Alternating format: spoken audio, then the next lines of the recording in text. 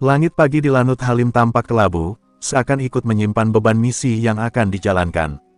Letnan Sagara berdiri tegak di depan helikopter yang baling-balingnya mulai berputar perlahan. Mata tajamnya menatap ke kejauhan, tapi pikirannya melayang ke surat perintah yang baru ia terima semalam, penugasan rahasia ke Pegunungan Bintang, Papua. Tak banyak informasi yang ia peroleh, hanya laporan tentang hilangnya kontak beberapa personel TNI dan satu tim medis di wilayah yang disebut sebagai Daerah Merah. Di dalam helikopter, 7 anggota tim elit Kopassus bersiap. Tak ada suara selain deru mesin dan desiran napas yang ditahan. Mereka tahu, ini bukan operasi biasa. Mereka bukan pasukan pencari jejak biasa. Mereka dikirim karena yang lain tak kembali. Letnan Sagara membuka peta satelit yang sudah ditandai dengan titik-titik merah, lokasi terakhir sinyal radio, tempat terakhir para korban terlihat. Salah satu titik itu tertulis, Kampung Yetibou. Setibanya di Papua, udara lembab dan aroma tanah basah langsung menyergap mereka. Dari pos militer terdekat, mereka melakukan perjalanan darat ke Kampung Yetibou dengan kendaraan taktis. Sepanjang jalan, warga memandang dari balik pintu dan jendela rumah mereka, bukan dengan harapan, tapi ketakutan.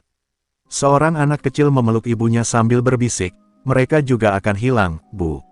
Kampung Yetibou nyaris sunyi. Beberapa rumah tampak kosong, jendela-jendela terbuka dibiarkan menganga seperti mulut yang hendak berteriak. Di tengah kampung, seorang kepala suku tua duduk di atas balai bambu, memeluk parang seperti memeluk sejarah panjang luka. Mereka datang malam-malam, membawa senjata, mengambil orang-orang kami, katanya dengan suara gemetar. Kami hanya bisa sembunyi. Kami tidak punya senjata seperti mereka. Letnan Sagara mendengarkan dengan saksama. Ia mencatat semua, waktu, arah, ciri-ciri.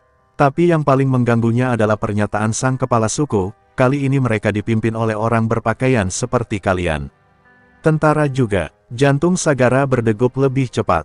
Apa maksudnya? Tentara berpihak ke KKB, atau pengkhianatan dari dalam. Malam harinya, tenda didirikan di tepi kampung.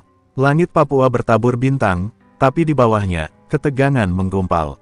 Tak ada tawa, tak ada candaan khas prajurit. Semua diam. Dari radio komunikasi, suara berderak pelan lalu mati. Sagara menatap layar dengan tatapan curiga. Mereka tahu kita di sini, ucapnya pelan. Dan mereka sedang menunggu. Tiba-tiba, suara lolongan panjang menggema dari arah hutan. Disusul suara teriakan dalam bahasa daerah yang tak dimengerti, tapi jelas menyerukan peringatan. Beberapa warga segera mengunci rumah dan mematikan lampu. Satu persatu cahaya di kampung padam, menyisakan kegelapan yang menyesakkan. Di dalam tenda, Sagara memerintahkan semua pasukan siaga 1. Tak ada waktu untuk istirahat. Pada pukul 2.17 dini hari, seekor anjing penjaga menggonggong liar ke arah barat. Beberapa detik kemudian, suara tembakan terdengar dari kejauhan, lalu hilang, seperti angin yang mencuri nyawa. Salah satu prajurit, Serka Jaya, merapat ke Sagara. Lapor, saya lihat bayangan bergerak cepat di antara pohon. Tapi begitu kami kejar, menghilang seperti kabut. Hutan Papua bukan hutan biasa. Ia hidup, ia menyembunyikan. Sagara duduk di depan meja kecil, menatap peta dan foto-foto satelit. Tangannya memegang liontin milik adiknya, seorang jurnalis yang hilang di Papua 2 tahun lalu. Ia tak pernah percaya bahwa itu hanya kecelakaan biasa. Kini, semua terasa terhubung. Semua terasa lebih pribadi. Misi ini bukan lagi tentang negara, ini soal menemukan kebenaran yang dikubur dalam kabut dan darah. Dan malam pun berlalu dalam diam yang mengancam. Esok hari, mereka akan memasuki hutan. Dan hutan itu akan menentukan siapa yang pulang. Dan siapa yang hilang selamanya. Kabut pagi menyelimuti hutan lebat di lereng Pegunungan Bintang. Hening, dingin, dan menyesakkan. Letnan Sagara memimpin timnya menyusuri jalur sempit yang bahkan tak tercatat di peta militer. Setiap langkah terasa seperti memasuki rahasia lama yang dijaga oleh tanah Papua sendiri. Burung-burung tak bersuara, dan angin hanya berbisik pelan, seakan memperingatkan bahwa mereka tidak diterima di sana.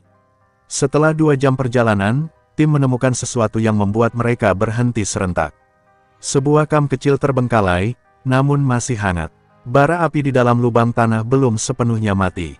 Di sekitarnya, sisa makanan dan bekas injakan kaki yang tergesa. Sagara menunduk, menyentuh tanah, lalu berdiri perlahan. Mereka tahu kita mengikuti, ucapnya lirih.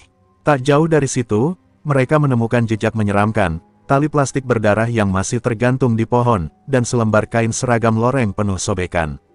Ini dari tim pengintai yang hilang bulan lalu, gumam Serkajaya, matanya menajam. Namun yang membuat semua membeku adalah simbol di atas tanah, dilukis dengan darah, bintang bersudut 5 di dalam lingkaran merah. Lambang itu bukan dari suku lokal, bukan pula dari kelompok separatis biasa. Ini milik kelompok milisi yang diduga mendapat pelatihan militer asing. Saat mereka memeriksa lebih lanjut, suara gemerisik di semak membuat semua mengangkat senjata.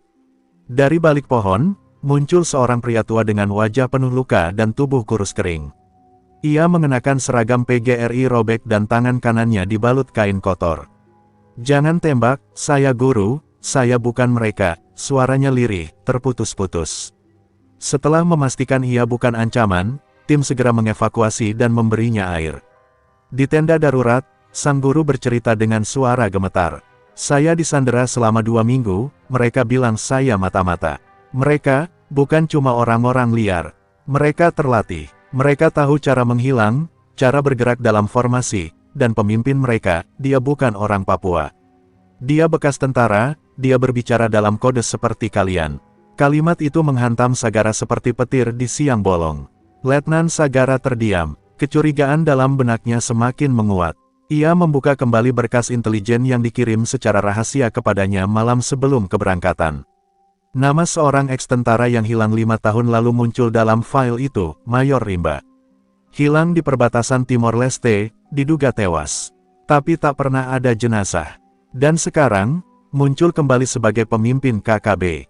Hari mulai gelap ketika mereka memutuskan bermalam di perbukitan, beberapa kilometer dari kamp terbengkalai. Tapi malam itu, suara-suara kembali terdengar, kali ini bukan lolongan atau tembakan. Tapi suara nyanyian, suara rendah dan menyeramkan dari dalam hutan, seperti ritual. Seolah para penunggu hutan sedang menyambut tamu yang tidak diinginkan. Pada tengah malam, seorang prajurit penjaga mendengar ranting patah. Ia menoleh, mengangkat senapan, tapi terlalu lambat. Sebuah anak panah menghantam lehernya, sunyi, bersih, dan mematikan. Tubuhnya jatuh tanpa suara, hanya sehelai daun yang ikut melayang turun. Ketika Sagara mendapati tubuh itu, ia tak menunjukkan emosi. Tapi matanya menyala penuh amarah. Ini bukan lagi misi pencarian. Ini adalah perburuan. Keesokan harinya, di ujung lembah berkabut, mereka menemukan tebing batu besar. Di dindingnya terdapat lukisan tua bercampur cat merah baru, gambar manusia dengan senjata, bertanduk, dikelilingi api. Di bawahnya tertulis dengan cat, "Tanah ini bukan milikmu. Kembalilah, sebelum darahmu jadi bagian dari kami." Letnan Sagara menghela napas dalam-dalam. Ia tahu, tak ada jalan kembali sekarang. Kabut belum sepenuhnya menghilang ketika Letnan Sagara berdiri memandangi dinding tebing dengan simbol ancaman yang masih basah. Hatinya berdegup kencang, bukan karena takut, tapi karena firasatnya semakin tajam. Ini bukan kelompok separatis biasa. Mereka tahu cara mengirim pesan. Mereka tahu siapa yang datang. Dan mereka sudah menyiapkan segalanya. Tak butuh waktu lama hingga keadaan menjadi semakin buruk. Radio komunikasi mereka mulai terganggu. Suara berisik, sinyal yang tiba-tiba hilang, bahkan terkadang terdengar suara-suara asing, seperti seseorang berbicara dalam kode militer. Sagara langsung memerintahkan pembatasan transmisi. "Mereka tidak hanya melihat kita," katanya pelan, "mereka mendengarkan." Di tengah perjalanan menyusuri jalur sempit menuju barat daya, arah yang ditunjukkan oleh guru yang mereka selamatkan, tim Sagara menemukan sesuatu yang mengejutkan. Kotak logistik militer milik TNI, utuh, lengkap dengan barcode distribusi. Namun yang aneh, di atasnya terukir inisial, MR71. Sagara langsung membeku. MR, Mayor Rimba. Dia tidak hanya memimpin kelompok itu. Ia juga punya akses ke persediaan militer.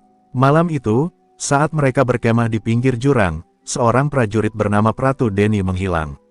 Tidak ada jejak, tidak ada suara. Hanya senapan yang ditinggalkan bersandar di batu. Sagara mengumpulkan pasukan. Ini bukan penyergapan biasa. Mereka menargetkan mental kita, satu persatu. Suasana menjadi mencekam, bahkan para prajurit paling tangguh pun mulai merasa dihantui. Pada dini hari, Serkajaya, tangan kanan Sagara, menunjukkan hasil analisisnya terhadap jejak-jejak kaki yang mereka temukan. Gerakan mereka terstruktur, mereka bergerak dalam pola formasi Y, gaya infiltrasi pasukan elit. Aku pernah melihat ini, saat kita latihan perang hutan dengan unit bayangan, unit eksperimental, yang dipimpin Mayor Rimba. Sagara menatap Jaya dalam diam. Semua mulai masuk akal, terlalu masuk akal. Ketika matahari terbit, tim tersisa hanya 5 orang. Dan mereka tahu, jumlah mereka tidak sebanding dengan musuh yang kini mengintai dari bayang-bayang. Tapi Sagara tidak menyerah. Ia mengganti strategi, bukan lagi menyerang terbuka, tapi menyusup. Mereka mulai membalikkan permainan, memanfaatkan jebakan, mengacaukan jejak, dan memutus jalur suplai musuh. Namun, selalu saja satu langkah terlambat. Dalam sebuah penyergapan kecil di dekat sungai, mereka berhasil menangkap satu anggota KKB yang terluka. Namun pria itu, dengan senyum sinis di wajahnya yang berdarah, hanya berkata satu kalimat sebelum meninggal, "Komandan kami bilang, kau akan datang." Dan dia sudah menunggu, Sagara. Nama itu, nama Sagara, keluar dari mulut musuh. Itu bukan kebetulan, ini adalah perburuan pribadi. Sagara menyendiri malam itu. Ia membuka berkas lama yang ia simpan diam-diam, data operasi terakhir Mayor Rimba 5 tahun lalu. Dalam laporan itu tertulis bahwa Rimba mulai mempertanyakan perintah atasan, menolak beberapa operasi yang dianggap menabrak moral, dan akhirnya dikabarkan hilang dalam baku tembak. Tapi Sagara tahu, dari dulu Rimba adalah orang yang tidak mudah dikendalikan. Jika dia benar memimpin KKB sekarang, maka dia tidak sekadar ingin merdeka. Dia ingin balas dendam. Musuh paling berbahaya bukan yang bersembunyi di hutan, ucap Sagara perlahan kepada timnya yang tersisa, tapi yang tahu semua taktik kita, semua kelemahan kita, karena dulu dia bagian dari kita. Dan di saat itu, ia sadar, Rimba tidak hanya membangun pasukan. Dia membangun cerminan gelap dari Kopassus itu sendiri. Langkah berikutnya sudah jelas, mereka harus menembus jantung pertahanan musuh. Tapi untuk melakukannya, mereka harus masuk lebih dalam ke wilayah yang bahkan peta militer pun tak berani mencatatnya. Tempat yang tak hanya penuh ranjau dan jebakan, tapi juga masa lalu yang belum selesai. Dan di sanalah, kebenaran yang sebenarnya sedang menunggu untuk ditemukan. Dengan darah, langkah kaki mereka semakin berat. 5 prajurit tersisa, Sagara, Serkajaya, Pratu Hendra, Pratu Wira, dan Kopda Tama, menyusuri lembah tersembunyi yang tak terjangkau sinyal. Di hadapan mereka terbentang celah batu menjulang tinggi, seperti gerbang raksasa yang melindungi rahasia kelam di baliknya. Mereka telah mengikuti jejak darah, patahan ranting, dan bisikan tanah selama 2 hari. Kini, mereka berdiri di ambang markas musuh, sebuah gua besar yang dijuluki warga lokal sebagai Mulut Naga. Begitu mereka memasuki gua, hawa berubah drastis. Udara dingin seperti mencengkeram paru-paru, dan dinding gua dipenuhi coretan aneh, campuran simbol militer dan lukisan suku kuno. Di dalamnya, lampu-lampu kecil tenaga surya menyala redup. Mereka menemukan bunker bawah tanah yang dilengkapi sistem pertahanan sederhana, tapi canggih. Peta strategi, dokumen bekas, dan foto-foto satelit terpajang di dinding. Sagara menatap salah satu foto, dirinya, saat di pelatihan 5 tahun lalu. Dia memata-matai kita sejak lama, gumam Serkajaya. Namun sebelum mereka sempat menyusun rencana lebih lanjut, suara peluit nyaring menggema dari lorong gua. Bunyi itu diikuti ledakan kecil dari belakang. Pintu masuk ambruk. Mereka terkepung. Pratu Wira tertimpa batu dan tak bangun lagi. Darah membasahi seragamnya. Satu persatu, lagi, bisik Sagara, menahan amarah dan rasa bersalah yang mulai menyesakkan. Dari lorong utama, langkah kaki berat terdengar mendekat. Sosok tinggi tegap muncul dari balik kabut gua. Wajah itu tak asing, garis rahang tegas, mata tajam, dan luka panjang di pelipis kiri. Mayor Rimba, tapi kini ia bukan memakai seragam TNI. Ia mengenakan rompi lapis baja berlogo bintang merah buatan sendiri, dan di tangannya tergantung senjata laras panjang yang dimodifikasi dengan teknologi asing. Sagara, katanya dengan suara tenang, kau datang lebih cepat dari dugaanku. Sagara mengangkat senjata, tapi Rimba hanya tertawa kecil. Kau masih taat pada sistem yang membusuk. Sistem yang membuang kita seperti sampah. Ia menunjuk ke sekeliling. Lihat tempat ini. Aku membangunnya dari nol. Dari sisa perang, dari mereka yang dilupakan. Kami bukan separatis. Kami pasukan tanpa negara. Perdebatan memanas. Sagara menuntut penjelasan tentang pembantaian warga, penyanderaan, dan pengkhianatan. Rimba menjawab tanpa ragu, "Kau pikir ini semua tentang Papua? Ini tentang melawan pengkhianatan negara pada prajuritnya sendiri. Tentang membuka mata rakyat, bahwa tanah ini dijual pelan-pelan oleh orang-orang yang kau lindungi."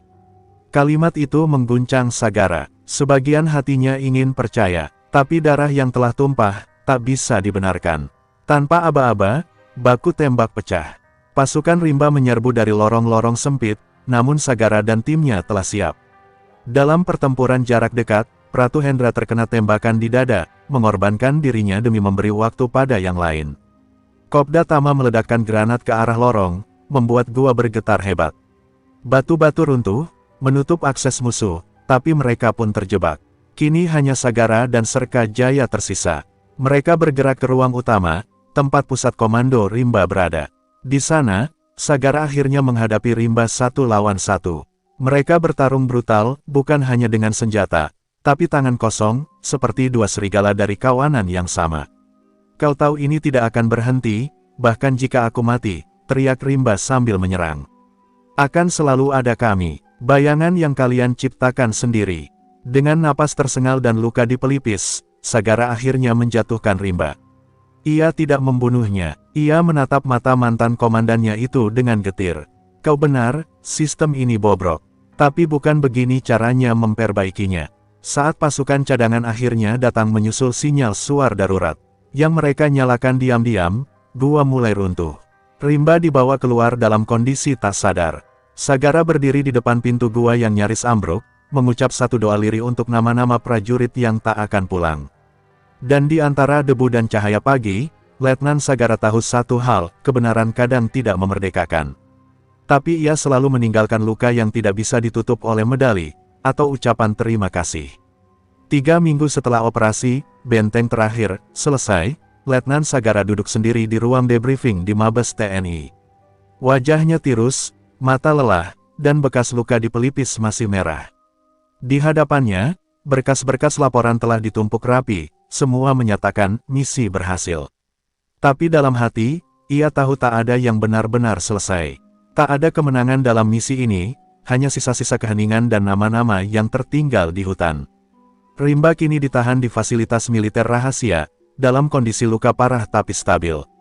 Ia bungkam, tidak sepatah kata pun keluar darinya sejak dibawa ke Jakarta. Beberapa petinggi menganggapnya gila, tapi Sagara tahu lebih baik. Rimba tidak gila, ia kecewa. Dan dari kecewa itulah, ia menciptakan kekuatan yang bahkan sistem sendiri tidak siap menghadapinya. Pasukan bayangan yang tak tercatat dalam dokumen resmi. Upacara pemakaman militer diadakan secara tertutup. Nama-nama seperti Pratu Deni, Wira, Hendra, dan Kopda Tama disebut satu persatu, diiringi tembakan penghormatan. Sagara berdiri kaku, dadanya sesak bukan karena kehilangan rekan, tapi karena rasa bersalah. Ia yang memimpin mereka masuk ke dalam gua itu. Dan hanya ia yang kembali berjalan di atas tanah ini. Setelah upacara, seorang perwira tinggi mendekatinya. "Terima kasih atas jasamu, negara berutang padamu." Tapi Sagara hanya menatap lurus ke depan. Kata-kata itu hampa, ia sudah tahu. Di balik kalimat manis itu, akan ada dokumen yang dimanipulasi, nama Rimba yang dihapus, dan semua jejak tentang bunker itu dimusnahkan. Negara tidak mau cerita ini keluar. Dunia tidak boleh tahu bahwa monster yang mereka lawan, diciptakan oleh tangan mereka sendiri. Beberapa hari kemudian, Sagara menerima surat anonim. Di dalamnya hanya ada foto satelit lama, sebuah kamp pelatihan di perbatasan, dengan simbol yang sama seperti yang ada di dinding gua. Di belakangnya tertulis, bayangan pertama belum mati. Dia hanya menunggu tempat baru. Pesan itu tak memiliki pengirim, tapi Sagara tahu, ini bukan akhir. Ia kembali ke Papua secara diam-diam, dengan alasan pribadi. Mengunjungi kepala suku di kampung Yetibou. Pria tua itu menyambutnya dengan anggukan dalam diam. "Tanah ini tidak pernah sepenuhnya damai," katanya. "Kau hanya melihat permukaan." Sagara menatap hutan yang seolah tidur, tapi ia tahu, sesuatu di dalamnya masih terjaga. Ia merasakan tatapan yang tak kasat mata, bisikan yang belum berhenti. Di malam hari, Sagara menuliskan catatan panjang di buku kecil miliknya. Bukan untuk laporan, tapi untuk dirinya sendiri. Musuh terbesar bukan mereka yang mengangkat senjata, tapi mereka yang membungkam kebenaran dengan lambang kehormatan. Dan kadang, kita hanya diberi dua pilihan, jadi pahlawan, atau jadi hantu. Beberapa minggu kemudian, sebuah insiden terjadi di perbatasan Papua PNG. Pos militer dibakar, tidak ada pelaku yang tertangkap. Tapi di dindingnya, simbol bintang merah kembali muncul. Tidak diwarnai darah, tapi diukir dengan batu. Bersih, rapi, dan mengerikan. Di ruang arsip rahasia, Sagara menatap peta yang ditolak untuk diterbitkan. Wilayah-wilayah gelap yang tidak boleh disentuh. Di tengahnya, lingkaran merah besar menggambarkan area baru yang tidak stabil. Ia menatapnya lama, lalu berdiri. Karena ia tahu, kadang, satu-satunya cara menjaga kedamaian, adalah terus berjalan dalam senyap. Di balik damai, selalu ada bayangan. Dan, Letnan Sagara kini telah menjadi salah satunya.